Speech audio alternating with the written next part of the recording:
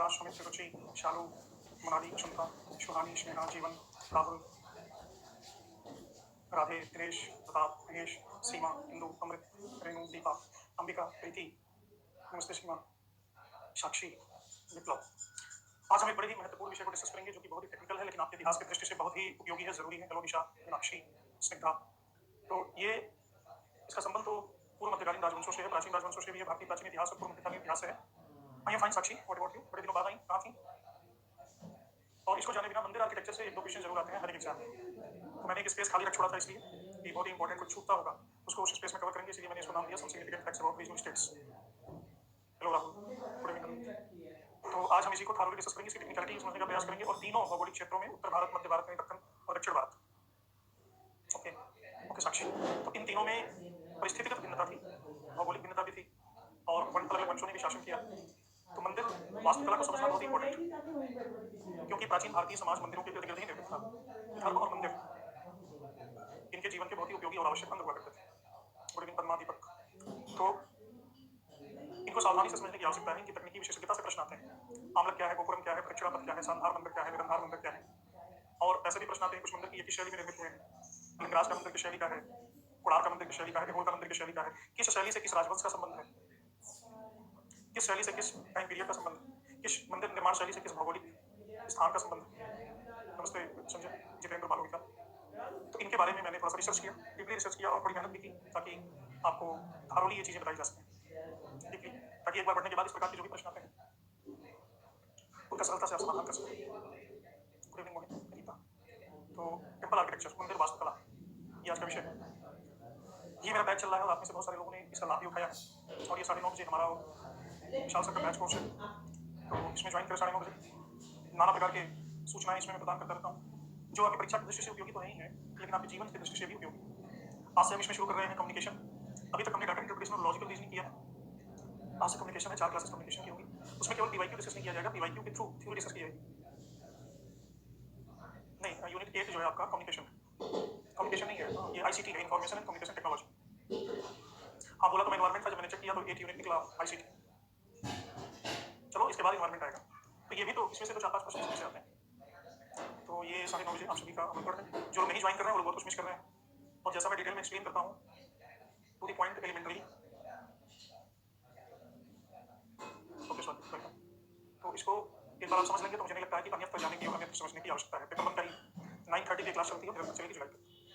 तो जैसे कि आपने स्पेशल क्लास में अटेंड किया होगा, आज भी हुआ है 3 बजे, उसमें जिस तरह से सर्वांगीण सार्वभौमिक व्याख्या में करता हूँ। हाँ थ्योरी भी करवाएंगे, थ्योरी के साथ ही चलेगा, पहले पीवाईक्यू आपसे पूछेंगे उसके बाद थ्योरी को एक्सप्लेन करेंगे। तो ये पीवाईक्यू भी है और थ्योरी भी। इसके बाद इन्वायरमेंट का क्रमशः चल रहा है ना, पहले यूनिट 6 किया, यूनिट 6 में बहुत सारे और कॉन्सेप्ट क्लियर हो गया, फिर यूनिट 7 किया। हाँ तो आपसे गुजारिश है कि लाइव ज्वाइन करें, 9:30 बजे तक अपने काम निपटाना है। कुछ लोग की मैं समझता हूँ बाध्यता होती है, घर है, परिवार है, बच्चे हैं, और तो कोशिश कीजिए कि लाइव आए, थोड़ा काम अभी कर लीजिए। मेरे भी बहुत सारे एंगेजमेंट्स होते हैं तो मैं थोड़ा अभी निपटा लेता हूँ ताकि मुझे आपको पढ़ाना है, क्योंकि परीक्षा अभी हो सकती है, आगे हो सकती है, तो इसमें आपका बहुत ही काम आएगा। ठीक है, तो चलिए शुरू करते हैं। मंदिर की 3 शैलियों का ये पार्श्व दृश्य है साइड से। चलो स्वाति, ये कहाँ थे, ये स्वाति शर्मा अभी कुमारी कितने दिनों से गायब थे। Good evening mail. ये तीनों शैलियाँ आप देख रहे हैं, 3 शैलियाँ पूरे भारत में निर्मित हुई। 3 के अलावा अन्य भी स्थानीय शैलियाँ हैं, उनकी भी हम बात करेंगे आगे। मुख्य रूप से इन 3 शैलियों की बात करेंगे। इसको पहले भी आपने पढ़ा भी होगा। नागर शैली का संबंध भारत के किस भौगोलिक क्षेत्र से है? नॉर्थ, जिसको हम उत्तर भारत कहते हैं। तो ये नागर शैली, ये जो मंदिर आपको दिख रहा है, बेसिकली ये उत्तर भारत से संबंधित है। द्रविड़ शैली का संबंध किस क्षेत्र से? दक्षिण भारत से। और केसर शैली का संबंध किस क्षेत्र से? दक्कन से। मध्य भारत भी कह सकते हैं, दक्कन भी कह सकते हैं।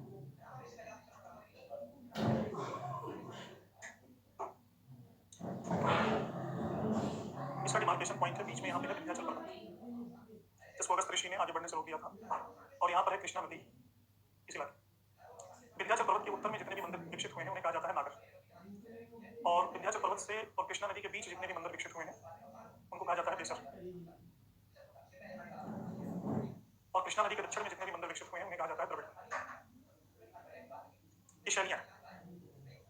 इन मंदिरों की बनावट में आमूलचूल फर्क है। बेशर अपने आप में कोई शैली नहीं है, बेशर इन दोनों का नागर शैली और द्रविड़ शैली का मिश्रण। दिशा में बीचों बीच में दक्कन, इस इलाके को दक्कन कहते हैं। ये जो शेडेड पोर्शन में आपको बता रहा हूँ ये बेशर। इसमें कुछ तत्व नागर शैली के पाए जाते हैं और कुछ तत्व द्रविड़ शैली के पाए जाते हैं। नागर शैली में आप देख रहे हैं ये 4 संरचनाएं हैं। सबसे ऊंची बिल्डिंग यहाँ दिख रही है, उसके बाद उससे छोटी बिल्डिंग, फिर उससे छोटी बिल्डिंग, फिर उससे छोटी बिल्डिंग और एक बहुत बड़ा सा आधार दिख रहा है, इनका बेस दिख रहा है।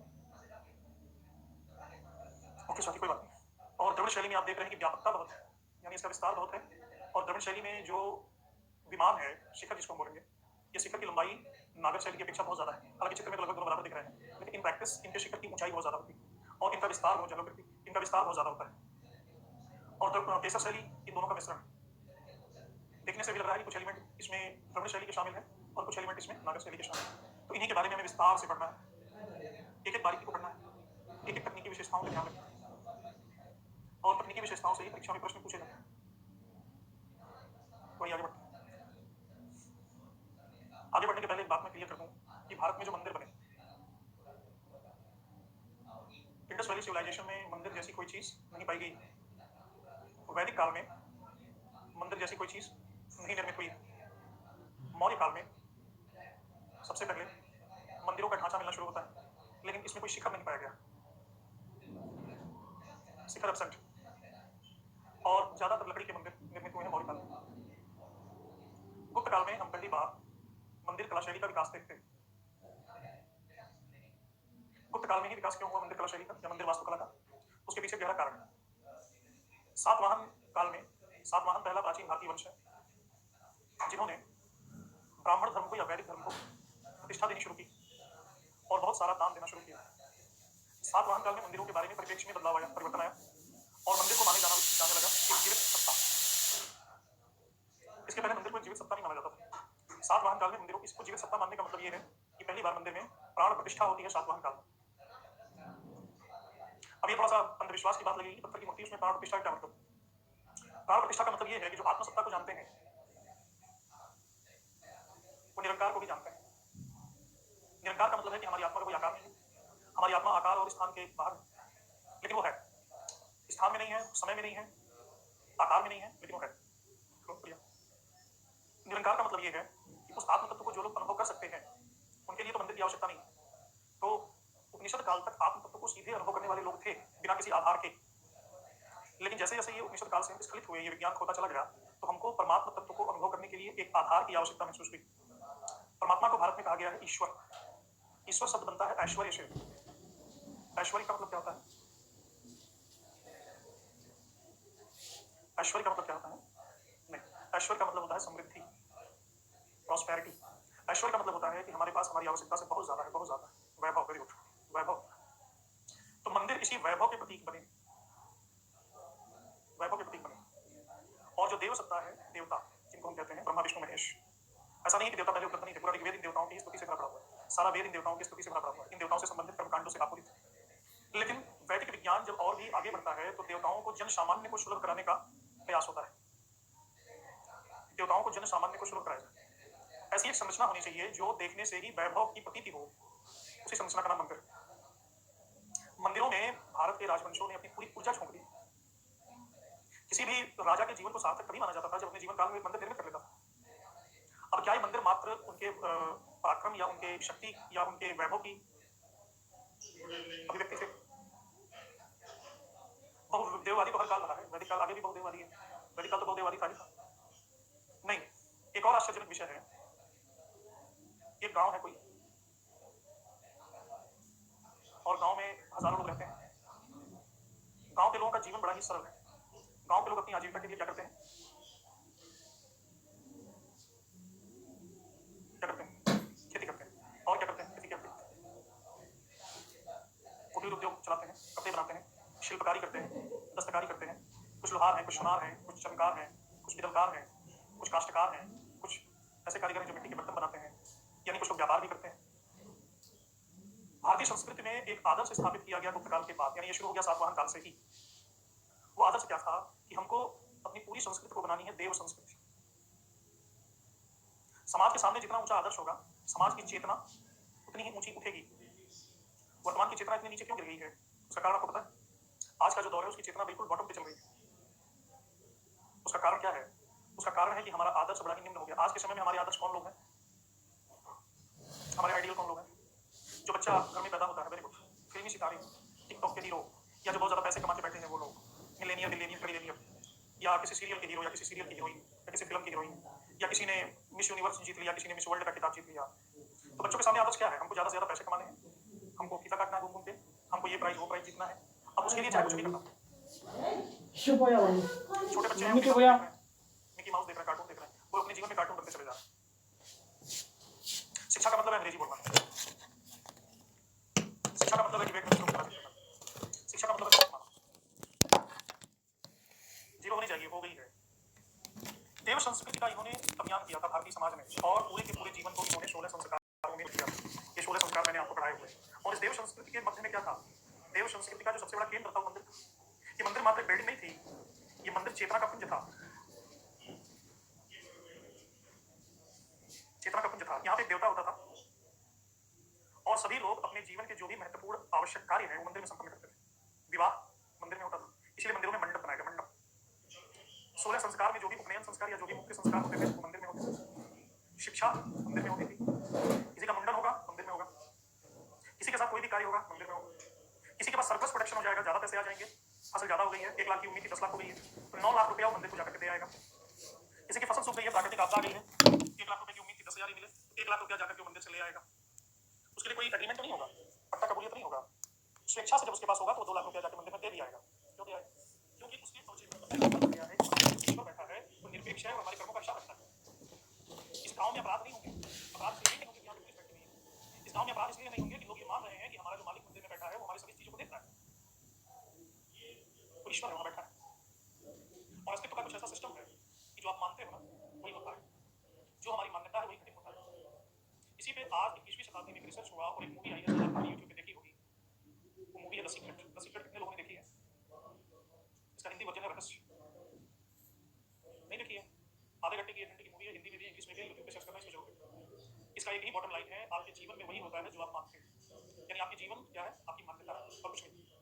हाँ, पावर ऑफ सबकॉन्शियस माइंड की। हमारे सबकॉन्शियस माइंड को ऐसे ट्रेन कर दिया गया ना कि बहुत सारी जीवन की दिशा ही हमारी एक ट्रैक पे चली गई और हमारे जीवन में जो भी उत्कृष्ट था, जो भी अच्छा था, जो भी श्रेष्ठ था, वो उदित होना शुरू हो गया। जो भी निकृष्ट था, जो भी अश्रेष्ठ था, जो भी बुरा था, वो हमारे जीवन से जाने लगा। और यही कारण है कि भारत के मंदिर इतने समृद्ध। जीवन का हर एक क्षण इन मंदिरों से जुड़ा था। हर गांव में केंद्रीय मंदिर था। मैं मानता नहीं देखा, मैं जानता हूँ। भगवान कृष्ण गीता में कहते हैं, हे अर्जुन, जो मनुष्य जिन जिन रूपों में मुझे भजता है मैं उसको उन्हीं उन्हीं रूपों में प्राप्त होता हूँ। भजता है और प्राप्त होता हूँ, मतलब जो जैसा मानता है वैसा उसी के साथ होता है।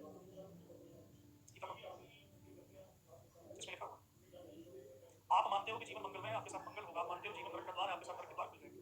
आप मानते हो जीवन परमात्मा का आशीर्वाद है, तो आशीर्वाद प्रतीक होगा। आप मानते हो कि जीवन एक अभिशाप है, तो अभिशाप है। ये जीवन के कारण नहीं हो रहा है, जीवन निरपेक्ष है, आपकी मान्यता के कारण हो रहा है। और हमारी मान्यता को क्या चाहिए? एक अवलंबन चाहिए, एक संबल चाहिए, एक आधार चाहिए। कोई भी मान्यता बिना किसी आधार के नहीं होती। हमारे मन का ऐसा स्वभाव है, और वो आधार सदियों तक भारतीय संस्कृति में किसने उपलब्ध कराया है? मंदिरों ने उपलब्ध कराया। और आश्चर्य की बात है, नोबडी इज देयर, नो भगवान नो देवता, नथिंग। सिर्फ एक भव्य मूर्ति है और विशाल का लाखों करोड़ रुपए लगा के बनाया गया है उस मंदिर को, लेकिन सबकॉन्शियसली वो हमारे ऊपर इम्पैक्ट डालता है। सुबह उठते हैं, इसकी मान लो घर है किसी का, पुरुषोत्तम जी का घर है, पुरुषोत्तम सुबह उठते हैं, सुबह उठकर के मंदिर के प्रधान जोड़ के प्रणाम करते हैं। शाम को सोने जाते हैं तो मान लो ये वेंकटेश, भगवान वेंकटेश का मंदिर है, तो भगवान वेंकटेश्वर जी को प्रणाम करते हैं। जो व्यक्ति प्रणाम करता है वो व्यक्ति किसी को मार सकता है। प्रणाम करते ही उसके अंदर अपराध की भावना क्षीण हो गई। जो व्यक्ति किसी के चरणों में झुक रहा है, किसी के सर पे झुका है, झुकते ही उसके अंदर जो पॉजिटिविटी है वो बाहर आने लगेगी, उसके अंदर ग्रेटिट्यूड आने लगेगा, उसके अंदर कृतज्ञता आने लगेगी, किसी को झुकाने की कोशिश नहीं करेगा। तो गांव में आपको जान के आश्चर्य होगा, कानून नहीं होता था, पुलिस नहीं होती थी, हथियार नहीं होते थे, संविधान नहीं था, लेकिन गांव में सैकड़ों सालों तक एक भी अपराध नहीं होता। भारतीय गांव इतने समृद्ध थे, इतने समृद्ध थे कि उसकी आप कल्पना भी नहीं कर सकते। और आज भी भारत के कुछ मंदिर इतने समृद्ध हैं, ये भी कहा जाता है कि इनके धन को अगर निकाला जा सके तो भारत में गरीबी नहीं बचेगा। ये विज्ञान था, ये मनोविज्ञान था, सबकॉन्शियस माइंड को ट्रेन करने का तरीका था, प्रत्यक्ष रूप से नहीं परोक्ष रूप से। और मंदिरों को इतना महत्व प्रदान किया गया था। और मंदिर में कोई नहीं है, कोई जीवित व्यक्ति नहीं बैठा हुआ, वहां एक प्रतिमा है, लेकिन प्रतिमा के प्रति जो आपका ग्रेटिट्यूड है वो काम कर रहा है, मंदिर के ऊपर नहीं काम कर रहा है, आपके जीवन के ऊपर काम कर रहा है। छोटा सा बात है, बेटे को बच्चे को कहते हैं बेटे अंधेरे में मत जाओ, अंधेरे में मत जाओ, बेटा नहीं मानता, जाता है। बच्चे को कहते हैं बेटा वहां भूत रहता है, नहीं जाता। आपसे बोलेंगे कि ये काम मत करो, वो काम मत करो, आप नहीं मानोगे, क्यों ना करें? हमारी रिश्ता है, हमारी स्वतंत्रता है। मैं कहूंगा कि वो काम भगवान तुम्हें दंडित करेंगे, तो हम कन्विंस हो जाएंगे, हाँ हो सकता है भगवान दंडित करते हैं। वेरी गुड, उसी रंडा दायम की बात करूँ, ये द सीक्रेट मूवी है ना, ये रंडा दायम की बात करूँ। ये मैं आपको बता रहा हूँ, भारत में अरबों खरबों रुपए मंदिर क्यों खर्च किए गए, सारी कला शैलियां मंदिर में क्यों लगा दी गई, ये एक मंदिर के एक पत्थर की नक्काशी में सालों साल क्यों खर्च किए गए, क्या आवश्यकता थी ऐसे अनप्रोडक्टिव इमारत को इतना महत्व देने की? इसकी प्रोडक्टिविटी में बताओ, इट वाज नॉट अनप्रोडक्टिव।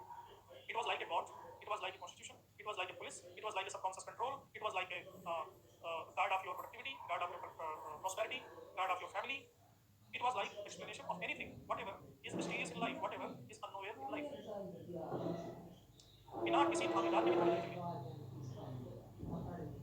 और एक साल नहीं चली, हजारों हजार साल चली। कार्ल मार्क्स कहता है कि अंग्रेजों को जब भारत में शासन करना हुआ तो अंग्रेजों ने पहला काम किया, भारत की इस व्यवस्था को तोड़ दिया और भारतीय चित्त को गुलाम बनाना उसके लिए आसान। अंग्रेजों ने आकर इस पर रिसर्च किया, प्राचीन संस्कृत की किताबों का ट्रांसलेट किया गया, पढ़ा गया कि ऐसी क्या बात है, इतनी खुशहाल, इतनी प्रॉस्परस, ऐसी क्या बात है, हम ये करते हैं, ये इतने मजे में क्यों ले रहे हैं, बात क्या है? तो पता चला बात यहाँ पे है, इनका आदर्श इस लेवल का है कि वहाँ पे सब चीजें छुट्टी नहीं। और कार्ल मार्क्स की बात छोड़ो, वैसे भी आता है तो उसको कोई भी आक्रमणकारी आता है तो मंदिर में अटैक करता है।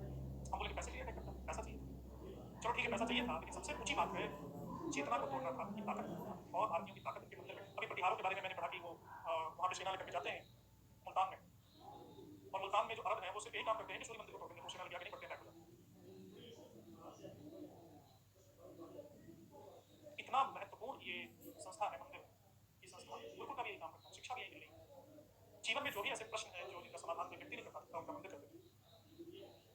और इन मंदिरों में हर एक राजवंश में, कोई इकलौता राजवंश नहीं है जिन्होंने उत्कृष्ट शैली के मंदिर नहीं बनाए, कोई इकलौता राजवंश नहीं।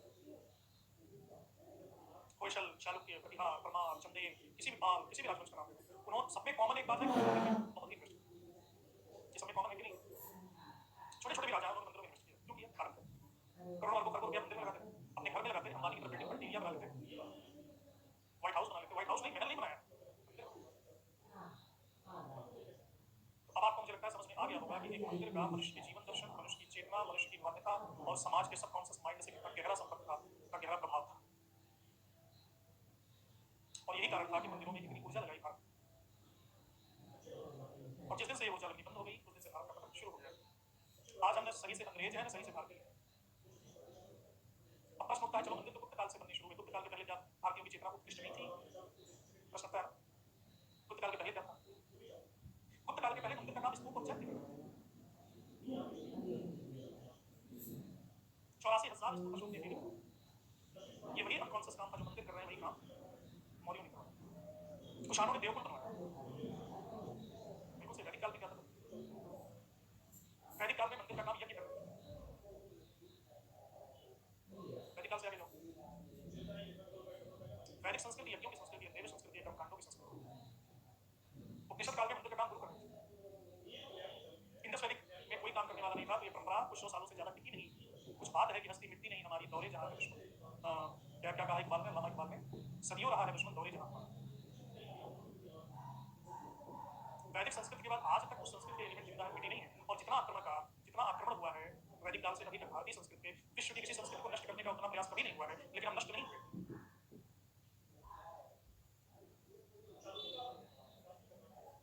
ये मंदिर का सूक्ष्म अर्थ था। मंदिर तो बड़े स्थूल टाइप हैं, लेकिन ये मंदिर का सूक्ष्म अर्थ था। अब इसी अर्थ के आलोक में हम पढ़ेंगे आगे की कहानी। सामान्यतः मंदिर में क्या क्या होता है, हमारे गांव के मंदिर, हमारे शहर के मंदिर, उसमें ये चीजें होती ही होती हैं। और केसर, द्रविड़ और नागर शैली में इन्हीं चीजों में मॉडिफिकेशन मिला। द्वार होता है, गेट, अंदर घुसते हैं, डायरेक्ट मंदिर में नहीं आते हैं, बरामदे में आते हैं, बरामदे को मंडप कहते हैं। और उसके बाद गर्भगृह आता है, जहाँ पे देवता का निवास होता है। छोटे छोटे बड़े मंदिर में ये स्ट्रक्चर जो आपकी स्क्रीन पर दिख रही है, गर्भगृह में देवता होते हैं और ऊपर एक शिखर नुमा आकृति होती है, सबसे ऊपर कलश है और उसके ऊपर कांच है। यही 6 चीजें, 6 एलिमेंट्स हर एक शहर के मंदिर में आज भी होती है। ये बेसिक एलिमेंट्स। अब नागर, द्रविड़ और केसर शैली में इन्हीं बेसिक एलिमेंट में प्लस किया गया है और माइनस किया गया है।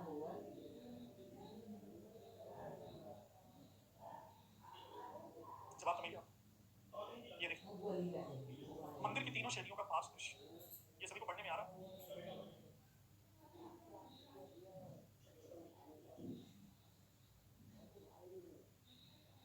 सबसे पहले हम शुरू करेंगे नागर शैली से। नागर शैली में द्वार है जहां से लोग प्रवेश करते हैं, और एक बड़ा सा चबूतरा है, ये चबूतरा दिख रहा है।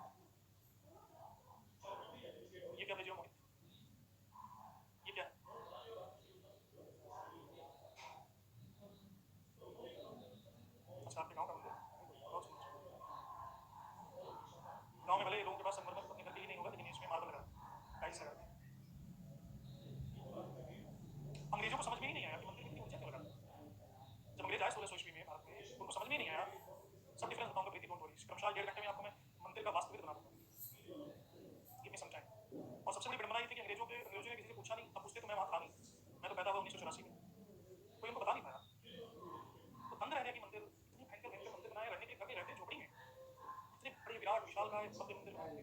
उन्होंने लोगों से पूछा भी कि क्या मामला है, क्यों इतने मंदिर बना रहे हो? लोग परी के शिकार हैं, गरीबी है, अकाल है, ये है, वो है, 25 चीजें हैं, कैसा हो जाता है।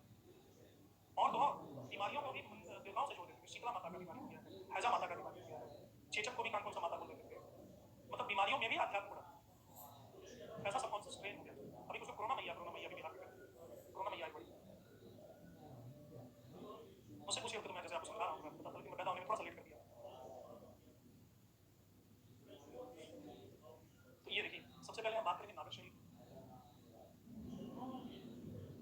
नागर शैली पूरी जगन्नाथ मंदिर, भजवाओं का मंदिर, बड़ाकेश्वरी मंदिर, भुवनेश्वर लिंगराज मंदिर, लक्ष्मण मंदिर, लक्ष्मेश्वर मंदिर, मीठरगांव मंदिर, दशावतार का मंदिर झांसी में। ये नागर मंदिर के उत्तर भारत में है। नागर शैली के नागर शैली की विशेषता क्या होती है?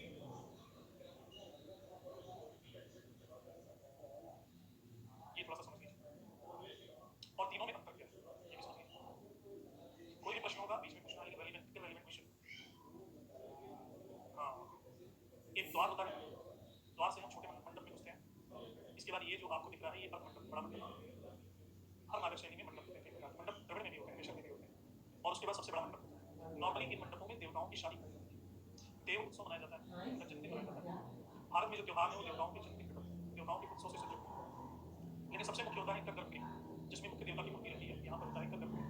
और इस गर्भगृह के बगल में देख रहे हैं कि कई स्तंभ ये लगे हुए हैं, और इन स्तंभों वाला एक दक्षिणा पथ परिक्रमा करने के लिए गोल गोल घूमने के लिए। नॉर्मली हम जब बचपन में हुआ करते थे तो किसी के चारों तरफ ऐसे अगर गोल गोल घूमते थे तो हमें मना करता था, कहता था कि ये घूमना गोल गोल दोष है, नहीं घूमते। तो हमने पूछा कि क्यों नहीं घूमते, कोई लॉजिकल रीजनिंग होगा इसका? उन्होंने कहा कि आपकी हाइट नहीं बढ़ेगी, क्या ऐसे कुछ, ये हो जाएगा, वो हो जाएगा। लेकिन बाद में हमको समझ में आया कि उनकी बात में तब प्रदक्षिणा का एक बड़ा ही गहरा विज्ञान है। वो विज्ञान क्या है? जिसकी आप प्रदक्षिणा करते हो उसके प्रति आपके मन में आकर्षण उत्पन्न होता है, या जिसके प्रति आपके मन में आकर्षण उत्पन्न होता है उसकी आप प्रदक्षिणा करते हो। ये दोनों इंटरडिपेंडेंट चीजें हैं। घर में सांप आ गया, ये भगवान। किसी को किसी से प्रेम हो जाए तो पहला काम क्या करता है? मोहल्ले में किसी से प्रेम हो जाए तो सुबह शाम उसकी क्या करेगा? राउंड लगाना शुरू करेगा। पंजाब में कहते हैं देखे गेड़ा, गेड़ा देना शुरू करेगा। इसका उल्टा भी सत्य है। अगर आप फालतू में गेड़ा मारते रहोगे तो उसके प्रति आकर्षण उत्पन्न हो जाएगा। यही विज्ञान यहाँ पे है, मानव मनोविज्ञान। मानव मनोविज्ञान। आप कुछ मत करो, पानी गिलास भर के रख लो घर में स्टूल पर और डेली 10-10 राउंड इसको धीरे धीरे से चल रखो, आपके मन में एक अजीब सा इस गिलास के पानी के प्रति मोह उत्पन्न होगा। इसको कहते हैं आसक्ति, और ये भय होता है। कल कोई गिलास को तोड़ दिया, एक महीने तक आपने प्रदक्षिणा की गिलास को तोड़ दिया तो आप बैठ कैसे रहोगे जैसे आपका कोई मित्र चला गया छोड़। कुछ अजीब से मनोविज्ञान है जो हम नहीं समझ पाते।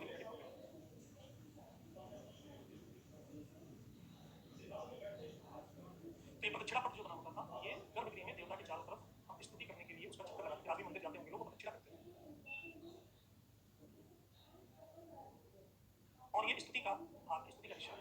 इसके लिए मंदिर के चारों तरफ प्रदक्षिणा पथ बना होता था, गर्भगृह के चारों तरफ। मंदिर एक ऊंचे चबूतरे पे है। चक्कर इसलिए नहीं लगाना चाहिए कि आप उसी के चक्कर में पड़ जाओ। जिसका चक्कर लगाओगे ना उसी के चक्कर में पड़ जाओगे। गणेश जी ने शिव और पार्वती का चक्कर लगाया, भारद्वाज ने ईश्वर दिया था प्रदक्षिणा करने। नहीं हो तो 10 दिन चक्कर लगा के उसी के सपने आने लगे। तेरी नहीं लगेगा किसी काम। ये जो ऊंचा चबूतरा है इसको कहते हैं जगती। क्या कहते हैं? जगती। और ऊंचे चबूतरे के ऊपर भी एक आप देख रहे हैं स्ट्रक्चर बना हुआ है। चबूतरे के ऊपर एक छोटा सा आधार है, ये आधार। इस आधार को कहते हैं पीठ। अलग अलग नामों से भी जानते हैं, पीठ भी कहते हैं। प्रदक्षिणा पथ हमको हमने आपको समझा दिया, स्तुति का। और नागर शैली की सबसे बड़ी विशेषता है कि इनका शिखर रेखीय होता है। रेखीय का मतलब होता है मंजिल युक्त नहीं होते।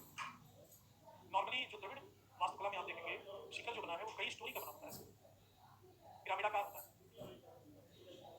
इसको रेखीय नहीं है क्योंकि कई मंजिलों को मिलाकर के बनाया गया है।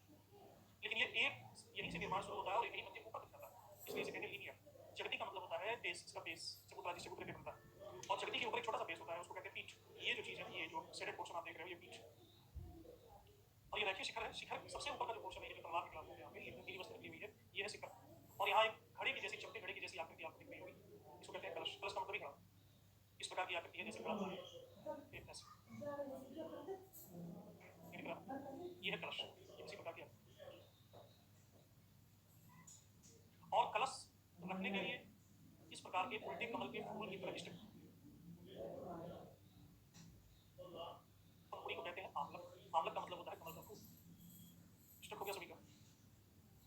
उनकी कहा ये जो कलश जिस पर रखा हुआ है उसको बेस दिया जाता है उल्टे कमल के फूल की आकृति से, इसे कहते हैं आमलक। और कलश के ऊपर ही जो नीला सा शिखर बना है ये शिखर, तो ये शिखर समझ में आ गया। शिखर, कलश, आमलक, मंडप, अर्धमंडप, लघु मंडप, द्वार, जगती, पीठ, प्रदक्षिणापथ और गर्भगृह।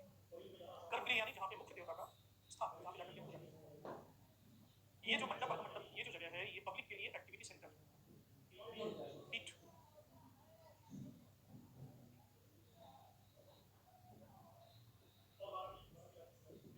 ये है ये है मंदिर का जगती, और ये है जगती के ऊपर भी थोड़ा सा और उठा हुआ है ये पीठ, इसको बोलेंगे जगती, और इसको बोलेंगे पीठ, और इसके ऊपर बनेगा मंदिर। ये मंदिर के ठीक बीचों बीच में यहाँ पर ये क्या होगा, ये जो बना रहा हूँ ये चीज़ क्या है, गर्भगृह। और ये जो चीज़ है उल्टे कमल के आकार का, ये चीज़ क्या है, आमलक। और ये जो घड़ी के नुमा ऊपर रखा है इसको क्या बोलेंगे, कलश। और ये जो ऊपर वाला नीला है इसको क्या बोलेंगे, शिखर। और इसके बाद एक और स्ट्रक्चर होगा, इससे थोड़ा छोटा होगा, इसको क्या बोलेंगे, मंडप। एक और इस प्रकार का ब्रांडे जैसा होगा, इससे भी थोड़ा छोटा होगा, इसको क्या बोलेंगे, अर्धमंडप। और एक और इससे भी छोटा होगा, इसको क्या बोलेंगे, लघु मंडप, लघु मंडप। और यहाँ इसी लघु मंडप में होगा द्वार। ठीक है, तो ये जो गर्भगृह है, गर्भगृह के चारों तरफ ये स्पेस है जहाँ से लोग क्या करते हैं, प्रदक्षिणा पथ। जिन मंदिरों में प्रदक्षिणा पथ होता है उसे कहते हैं साधार मंदिर, साधार मंदिर, या इनको सांधर भी कहीं लिखा होता है, सांधर, या कहीं लिखा होता है संधार। अलग अलग जगहों में अलग अलग चीजें लिखी होती। जहाँ पे प्रदक्षिणा पथ नहीं होगा, ये वाली चीज नहीं होगी, इसको बोलेंगे निराधार या निरंधार। ये बोलेंगे हाँ, जो विषय में बच्चों। तो ये हो गया जगती, पीठ, आमलक, ये सब। सबसे बड़ी बात है कि ये जो मंदिर होता है नागर शैली का, वो हमेशा चतुर्भुज होता है, गोल नहीं होता, चतुर्भुज होता है। यानी इसकी जो ये जगती होती है ये चौकोर होती है, चौकोर आधार पर ये टिका होता है। ये देखो ये पेश है गायत्री। देखिए इसमें मैं आपसे पूछता हूँ, बताइएगा, पूछूंगा वो, ये क्या चीज़ है, शिखर ग्रेट।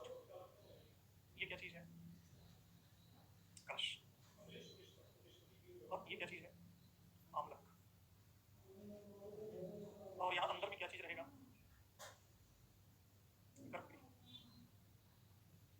गर्भगृह के चारों तरफ क्या होगा, अंदर में प्रदक्षिणा पथ।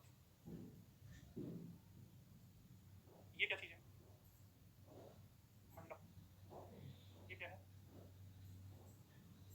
अर्धमंडप। इसमें लोग मंडप देखें, ठीक है, द्वार। और जिससे बना हुआ है ये पर आधारित है, पीठ। और पीठ के नीचे जो चबूतरा होगा उसको क्या बोलेंगे, और जो नागर शैली उनका आधार कैसा होगा,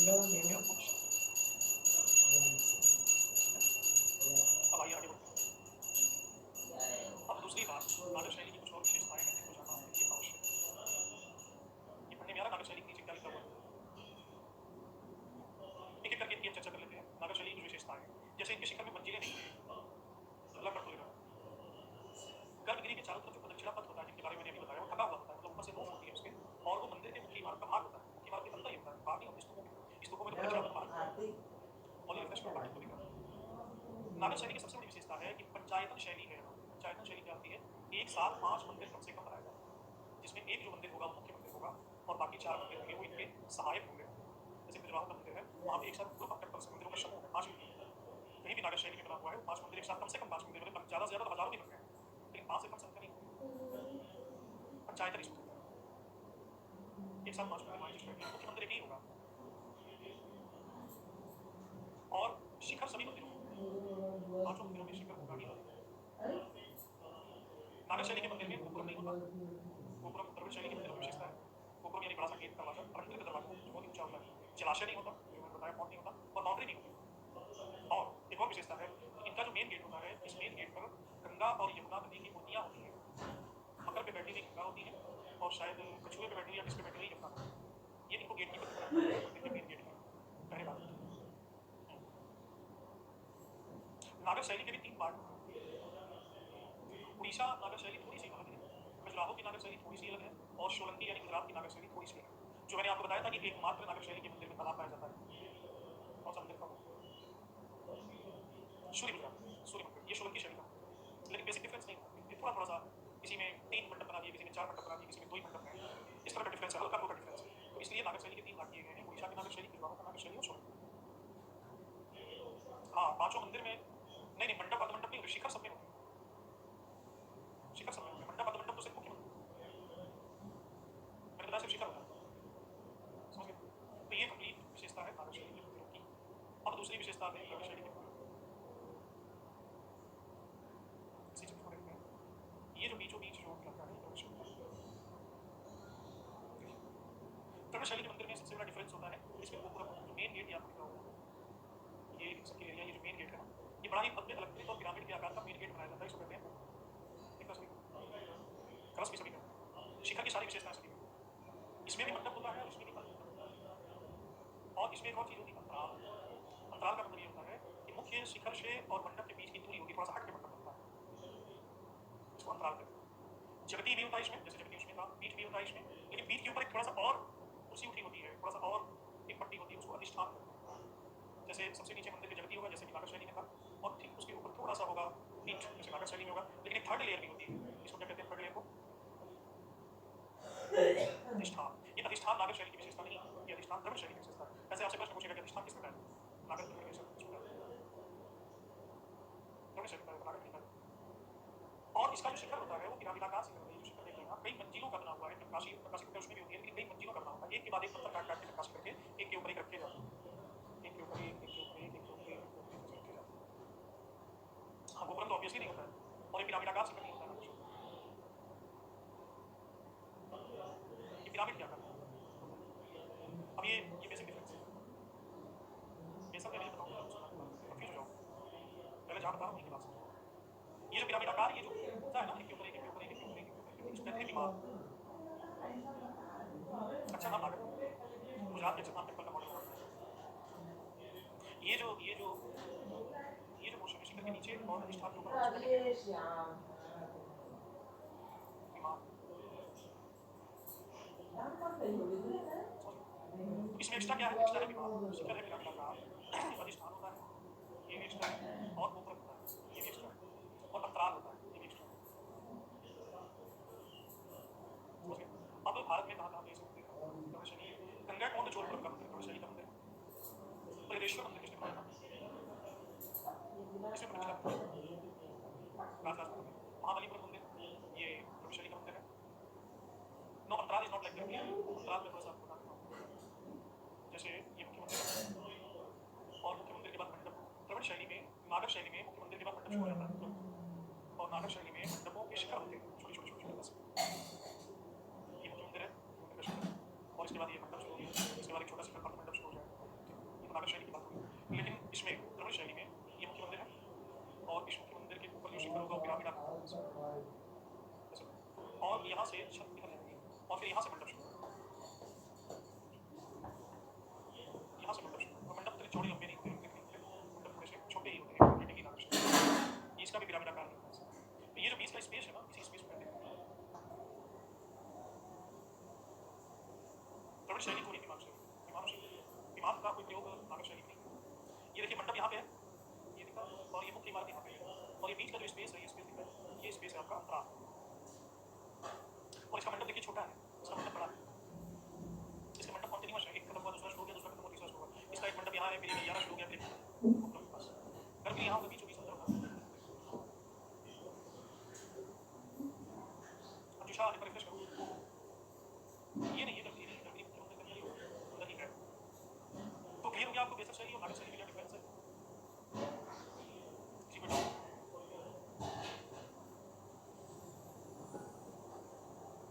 दिमाग में थोड़ा सा आपको समझना पड़ेगा।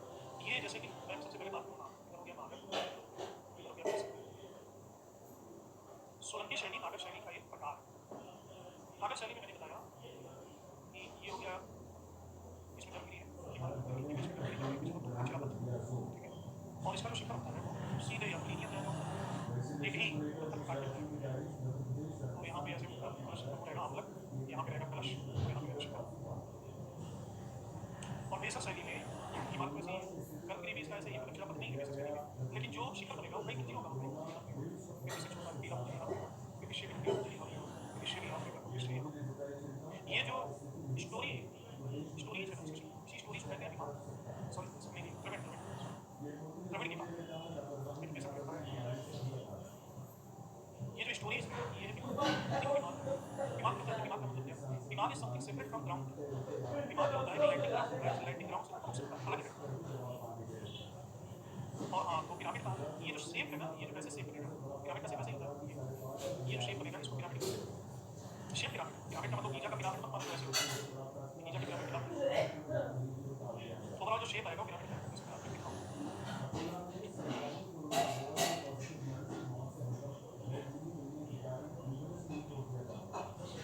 ये देखते हैं, ये बृहदेश्वर मंदिर का ये जो शेप है ये पिरामिड का शेप है। और जो नाटक शैली में जो शेप निकलता है वो शेप कुछ ऐसे होता है, इट इज नॉट पिरामिड।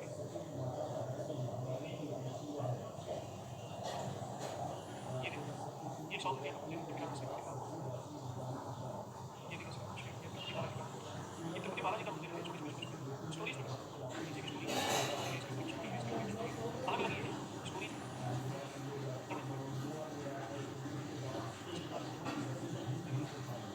तो ये भी हो जाता है बेसिक सॉरी नाटक शैली।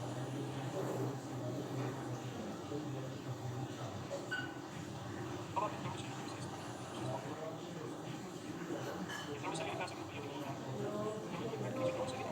विशेषता तो मंजिला विमान जैसे बने बने आखिरी मंजिल का शिखर होता है, बहुत ऊंचा होता है। नाटक शैली और बेसिक शैली से बहुत ऊंचा, जैसे विराजी के पुरुष शैली है ऊंचा। मंडप और गर्भगृह के बीच गलियारा होता है, उसे प्राप्त करने के लिए सकता है रात जैसी ये मंडप है और इनके बीच ये जो स्पेस मतलब यहाँ पर और यहाँ पर नेटवर्क का प्रॉब्लम शैली में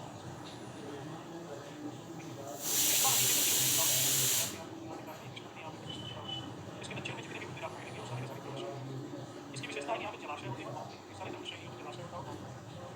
इसमें भी पंचायत शैली होती है, पंचायत शैली क्या होता है आज यानी एक छोटा सा डिफरेंस। इसमें विमान केवल विमान का मतलब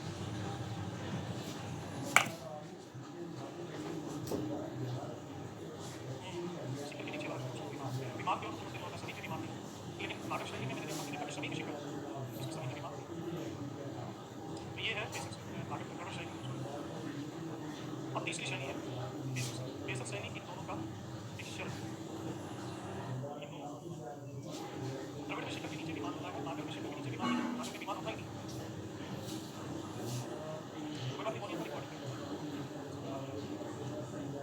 पंचायत का मंदिर देखिए उनके विमान होता है, बाकी में विमान नहीं होता। परकोटा होता है, परकोटे के अंदर ही सभी मंदिर मानते हैं, परकोटा है नॉर्मली। अब इन दोनों शैलियों को मिला देंगे, कौन सी शैली मिल जाएगी?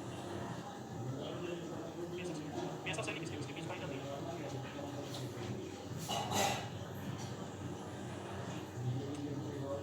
विंध्य और कृष्णा, विंध्या जो पर्वत और कृष्णा नदी के बीच पाई जाती है। विंध्य से कृष्णा नदी के बीच बेसिक शैली का अस्तित्व है। और ये मिश्रित शैली है, दोनों शैली कुछ चीजें उसकी होंगी, कुछ चीजें उसकी होंगी, पक्का नहीं है कौन सी उसकी होगी, कौन सी उसकी होगी। पक्का भी नहीं होता बेसिक शैली में, जहाँ भी आप दोनों मिक्स देखोगे कुछ भी मिक्स होगा, किसी में मंडप होगा, किसी में शिखर होगा, किसी में विमान होगा, किसी में और किसी में किसी में मंडप होगा, किसी में अंतराल होगा। मतलब जहाँ भी मिक्सर वाला मामला आपको मिलेगा, कि मिक्सर का भी कोई सिग्निफिकेंट नहीं है, मिक्स हो लेंगे दोनों चीजें मिक्स करेंगे। आप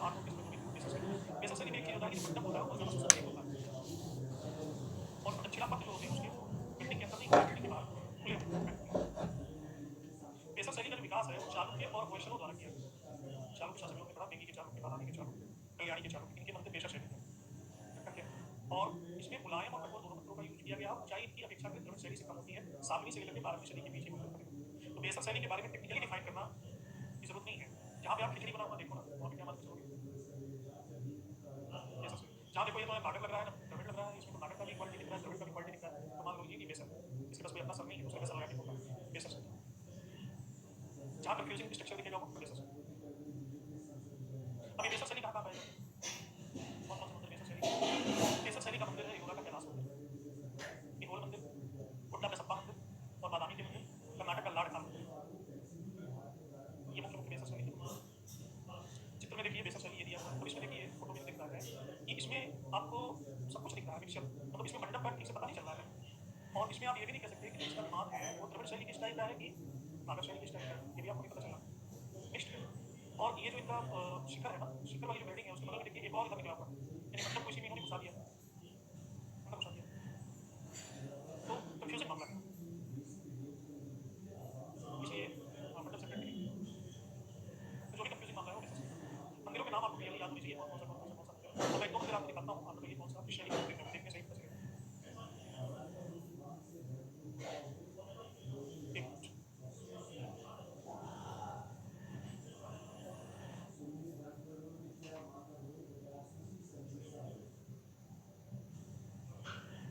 ये बताइए किस शैली का मंदिर है? द्रविड़ शैली। इसमें बहुत सारे विमान दिख रहे हैं, अलग अलग अलग स्टोरीज दिख रही हैं, और दिख रही है, ऊंचाई भी इनकी बहुत ज़्यादा है।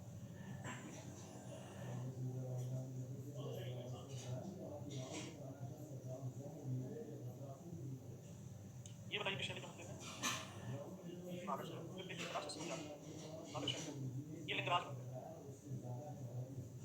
अब तो मंदिरों के स्पेसिफिक हो जाते हैं, अब तो कहीं भी जाओगे तो पहले शैली देखोगे, ये किस शैली का मंदिर है, कुछ नहीं समझ में आएगा तो बोलोगे बेसर।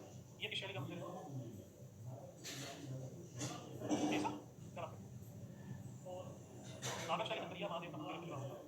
इसमें 2-4 छोटी-छोटी चीज़ें और भी आप जान लीजिए, कलश तो आप जानेंगे, अमृता जानेंगे, शिखर यहाँ पे जानते हैं। ये जो छोटे-छोटे शिखर भी देख रहे हैं, शिखर के चारों तरफ जो सपोर्टिंग शिखर है, इसे कहते हैं पुरुषलिंग। हालांकि इतना इंपॉर्टेंट नहीं है, लेकिन फिर भी जान लो पुरुषलिंग। शिखरों के चारों तरफ जो ये छोटे-छोटे शिखर घेरे हुए हैं, इन्हें कहते हैं पुरुषलिंग। ऑब्वियसली बेसर के होंगे, जिसमें मिक्सर वाला मामला होगा बेसर का।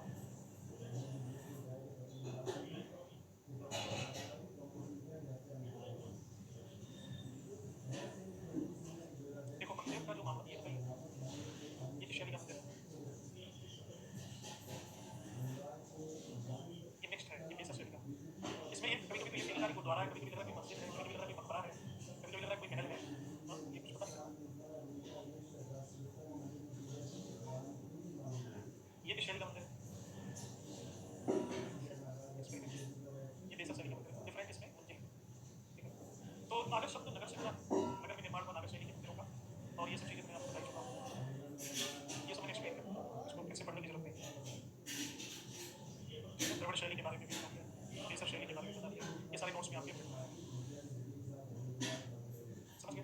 तो ये आज का आपका अध्याय, अब हम मिलेंगे 9:30 बजे शाम को रात को ICT में, इंफॉर्मेशन टेक्नोलॉजी।